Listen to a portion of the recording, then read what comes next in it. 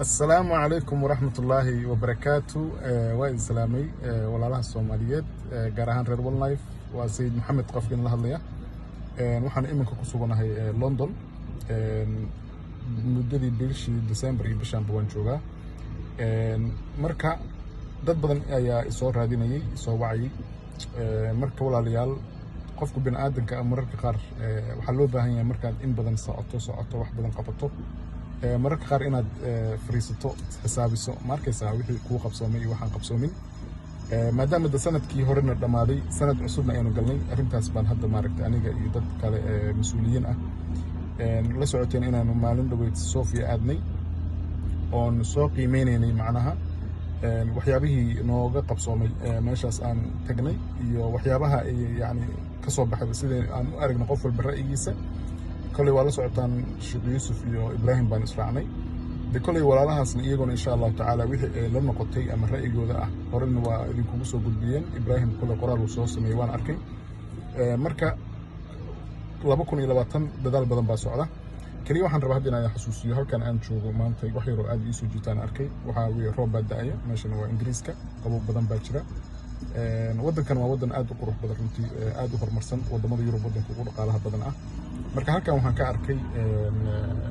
dad dhalinyaro ah oo shaqaysanaya macna waa wadankoodii bay joogaan qabowgan iyo roob aad u baan baadaya markii jawigaas bay ku shaqaynayaan meeshaas waad ka arkaysaan halkaas ragga waxaad ka arkaysaan shaqaynaya qabowgaas jooga waad arkaysaa laamigii bay dhisayaan marka laamigaas quruxda badan la samaystay kuma uusan imaanin shaqo adag buu ku yimid macnaha qofka asadu had iska fadhiyo waxba kuma imaanayaan hadda Soomaaliyan tagay jidkii waxa inoo dhisan Talyaaniga inoo dhisay iyo jidkii inoo dhisay Chinese waa lagu socdaa laakiin waxaad ogaataan haddaadan adigu dalkaaga u istaagin aqoontaada aadan kor u qaadin baxnimadaada aadan kor u qaadin oodan soo saarin bulsho iyo dhalinyaro maaragtay maskaxdooda iyo aqoontooda dhisan tahay yani dadka waad ka haraysaa marka aad runtii waxaan ugu faraxsanahay markaan dib u fiiriyo 2017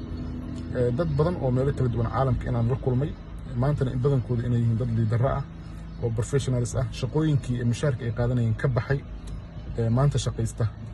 kulay waad garanaysaan dad badan oo maaragtay sidaas maanta u soo baxay alxamdulillah waa wax lagu farxo dad entrepreneur baanta inay soo baxeen qaar in badan hadda ay maskaxdooda ka guuxayso sida u dhaqaaqi lahayn bulshada isma bedeli karto laakiin hal qof baad tahay haddaad hal qof maanta wax ka bedesho noloshiisa wax weyn baad qabat marka maanta runtii aad baan ugu faraxsanahay inay jiraan dhalinyaro Soomaaliyeed rag iyo dumar leh entrepreneur maanta oo mushaarka ay qaadanayeen ahaa lacag yar runtii bishii maantana 5 jibaar 10 jibaar soo saartay dadkaas dad waxay isku jiraan Soomaali jooga waxay isku jiraan dad jooga Yurub iyo wadamadan kale Australia ha noqoto marka runtii hadafkeenu wuxuu ahaa markii hore dadka in laga dhiso maskaxda shirkaddan aad u jeedaan waa iska company weeyaan marka companyguna waxaan u galnay anagu inaan hadafka caamka ah ee ummadda dhan ka dhaxeeya la doonayay in wax laga barto la fahmo ma arkaysa inaan wax ka fahmo barnaamijkaas wuxuu ahaa cryptocurrency ama digitalka aqoon baan ku jirta meeshaas laakiin maanta dad baa noo soo baxay oo nafsadoodana wax taray bulshada kalena wax ka bedeli doona insha Allah marka maanta wax qabo way boqolkiiba hal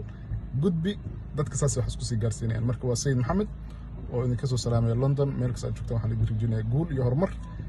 weligaa xoogaaga ku shaqaysan maskaxdaadana ku shaqayso oo dhis buugaagta akhriso horumarka maaragtay dadka gaaray sida maaragtay Bill Gates iyo dadka maaragtay waaweyn akhri buugaagtooda sida buugga la yiraahdo Rich Dad Poor Dad oo kale Napoleon Hill buugga qoro kale tusaale ahaan buugaagtaas oo dhan haddaad akhrisataan waa Think Grow Rich way aad baad wax uga faa'iideysaan buugaagta akhrista taariikhda wax ka barta mushaar aad qaadanayso forever yuusan ku noqon inaad ku sii socoto saad wax iskaga bedeleed ku fikir inaad adigu noqotid qof dhisan ayaa ka muhiimsan lacagta aad hesho marka anigu ujeedkan wuxuu ahaa dadkeena isla shaqeynay in dadku la dhiso wax la fahansiiyo waxaan fursadda aad soo gasho maalin bay imaataa weyn shaqeyn kartaa mana shaqeyn karto welina hawsha waa socotaa insha Allah 2020 waxaan rajaynayaa dad badan oo sidaas oo kale inaan soo saarin haddii ilaahaymo meel kasta aad joogtaan waxaan idin rajaynayaa guul waa Sayid Maxamed waxaan idin leeyahay meel kasta aad joogtaan assalaamu calaykum waraxmatullaahi wabarakaatuh nabaday